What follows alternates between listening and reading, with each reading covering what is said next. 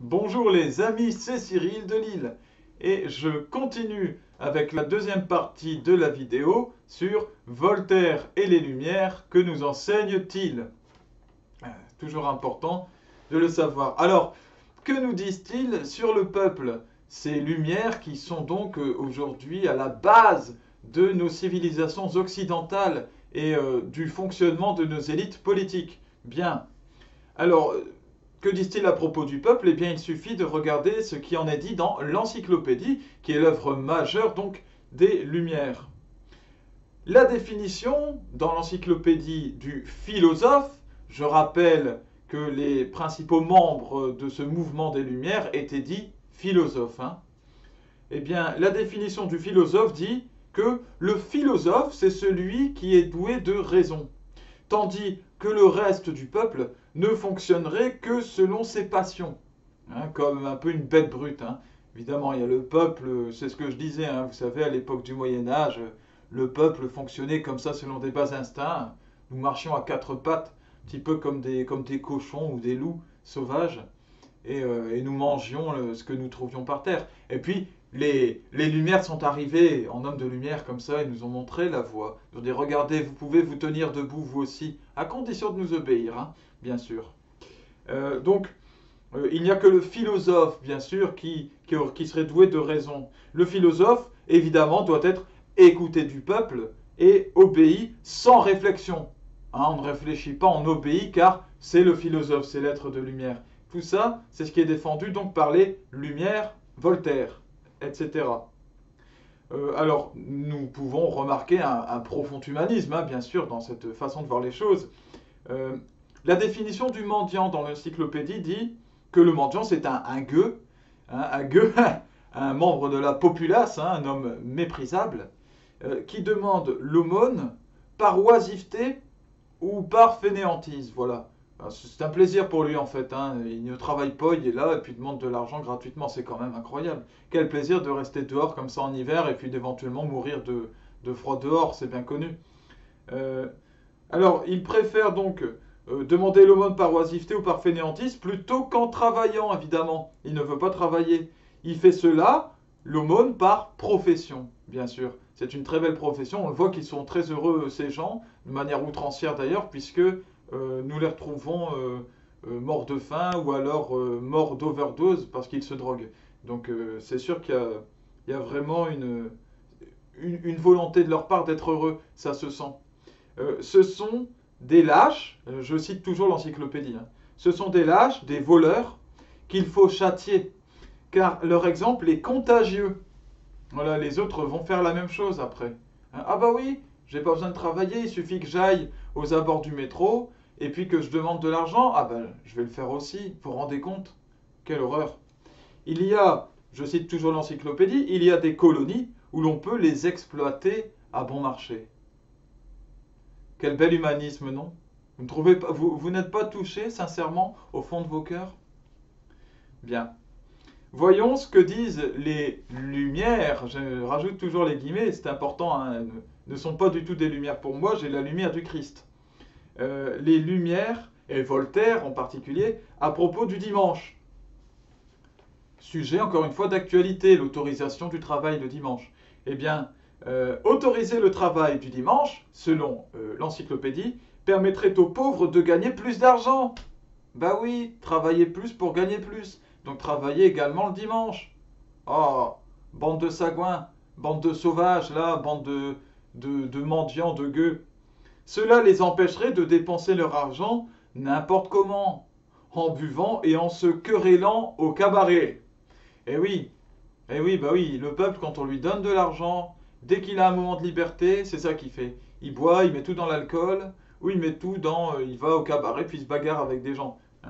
Ce qui est très étonnant, étant donné qu'il est prouvé aujourd'hui que les milieux de cadres, les milieux professionnels haut placés, sont les milieux où il y a le plus d'alcoolisme, en fait, et de drogue. C'est très étonnant, parce qu'apparemment, ces gens du haut placé sont eux-mêmes des gueux. Je ne sais pas, c'est très surprenant. Mais bon, ne discutons pas ce que disent les Lumières, bien sûr. Selon Voltaire, la lumière, le peuple est essentiellement composé de, je cite, de fripons, de fanatiques et d'imbéciles. Pas tant de... Ah, c'est trop de fleurs. Je ne sais pas ce que vous en pensez, c'est trop pour moi. Il y a parmi eux, parce que évidemment je me sens faire partie du peuple, hein, il y a parmi eux un petit troupeau de gens bien élevés, mais pas trop, hein, pas trop quand même, instruits et polis. Wow. Alors, c'est pour ces gens-là, pour ce petit troupeau, que les plaisirs honnêtes sont faits, bien sûr. C'est pour cette élite-là, que les plus grands hommes ont travaillé. Et pas pour ces gueux. Alors, je cite ce qui est noté, l'esprit d'une nation réside toujours dans le petit nombre qui fait travailler le grand, qui les nourrit par lui. En les faisant travailler, il nourrit ce peuple par son propre effort et qui le gouverne. Donc là, nous retrouvons, encore une fois, la pyramide des francs-maçons avec la caste qui dirige. Hein, donc, au final, le fonctionnement des Illuminati, voilà, qui décident de ce qui se passe pour le peuple dans le monde entier. Que disent les Lumières à propos de l'éducation? On a envie de savoir, parce que ce sont des gens tellement forts, tellement profonds, tellement bons. Les Lumières ont soutenu un magistrat qui a écrit, écoutez bien, le bien de la société demande que les connaissances du peuple ne s'étendent pas plus loin que ses occupations. Il faut donc arrêter d'éduquer le peuple, la populace, les gueux, voilà, puisqu'ils n'en ont pas besoin. Voltaire a écrit à ce magistrat, je cite notre merveilleux Voltaire, « Je vous remercie de proscrire l'étude chez les laboureurs. » Les laboureurs étaient des agriculteurs. Proscrire, hein, proscrire l'étude, donc l'interdire. Aussi, a-t-il ajouté, Voltaire, « Il me paraît essentiel qu'il y ait des gueux ignorants. C'est l'habitant des villes qu'il faut instruire. » Oh, quand la populace se mêle de raisonner, tout est perdu. Ah, sacré Voltaire, incroyable, quelle profondeur, quelle grandeur d'âme. Les Lumières, ennemis de l'Église, reprochaient évidemment à l'Église de vouloir instruire le peuple. Qu'est-ce que c'est que cette œuvre? Alors vous allez instruire des gueux, des idiots qui vont se quereller, ils vont faire n'importe quoi avec leur connaissance. Ils vont gagner de l'argent, mais non, mais... Ils avaient, ces Lumières, une haine particulière des Jésuites. Les Jésuites, c'est un ordre de l'Église catholique, et le pape François, d'ailleurs, est un jésuite. Et il est très intéressant de noter que le pape François récemment a signé un pacte d'éducation globale avec certains chefs d'État. Le pacte d'éducation globale sert à assurer aux populations les plus pauvres, ou justement à ceux qui sont appelés les gueux et mendiants par Voltaire, eh bien, une éducation. Voilà, donc le pape François va complètement à l'encontre des Lumières de cet esprit maçonnique. Il cherche à garantir, même aux couches les plus pauvres, une bonne éducation qui permette de développer l'intelligence et le développement du potentiel de chaque personne, tourné vers, en plus, la fraternité et l'amour les uns des autres. Imbuvable, hein. Ça, pour les Lumières, c'est imbuvable. Les Lumières aussi, dans le domaine des mœurs maintenant, les mœurs, donc les façons de vivre, les Lumières ont promu l'exemplarité de la vie publique et le vice dans la vie privée. Et là, nous reconnaissons des comportements de nos chers dirigeants. Voltaire a écrit, écoutez bien, « Le mensonge n'est un vice que quand il fait du mal, mais c'est une vertu quand il fait du bien. » À quel moment est-ce que le mensonge fait du bien? C'est toute la question, hein. Il faut mentir comme un diable, non pas timidement, non pas pour un temps, mais hardiment et toujours. Mentez, mes amis, mentez. Voilà. Merci Voltaire, hein, bien sûr. Ainsi, Dominique Strauss-Kahn et toute l'affaire, vous savez, du viol de Nafissatou Diallo, Benjamin Griveaux, j'en passe, il y en a tellement, les réseaux pédosataniques, etc., parmi les ministres, eh bien vous retrouvez en fait tout simplement cette fameuse exemplarité de la vie publique et le vice dans la vie privée. Alors parfois ça éclate au grand jour, mais non, c'était pas comme ça que ça devait se passer. Voltaire a pris la défense de pédocriminels, en plus, en justifiant leur comportement les Lumières entières hein, ont fait l'apologie du viol des enfants des étrangers pour épargner les enfants de nos proches. Vous voyez cette profondeur d'âme? Les Lumières disaient en gros justifier le tourisme sexuel, aller plutôt violer des enfants en Thaïlande, hein, c'est ce qu'ils disaient, que le gentilhomme allait plutôt violer des enfants ailleurs, donc par exemple en Thaïlande, pour éviter d'avoir à violer, avoir à assouvir ses pulsions sur les enfants de ses proches ou de son voisinage, parce que ça aurait créé des problèmes évidemment. Donc nous retrouvons le tourisme sexuel, par exemple, dont Frédéric Mitterrand, qui a été ministre, a fait la promotion. L'homme politique qui faisait partie des Lumières, Turgot, alors là c'est au niveau de la police. Voilà, le rapport entre le peuple et la police. Eh bien Turgot a appelé la police à réprimer le peuple par la force lorsqu'il n'était pas d'accord. Vous voyez? Donc nous retrouvons là aussi quelque chose de très actuel. Turgot disait à la police, c'est vous qui devez soumettre le peuple à la loi.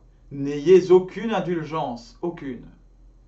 Il a été, Turgot, le promoteur du travail des femmes et des enfants. Le travail des femmes qui est aujourd'hui montré comme une grande avancée.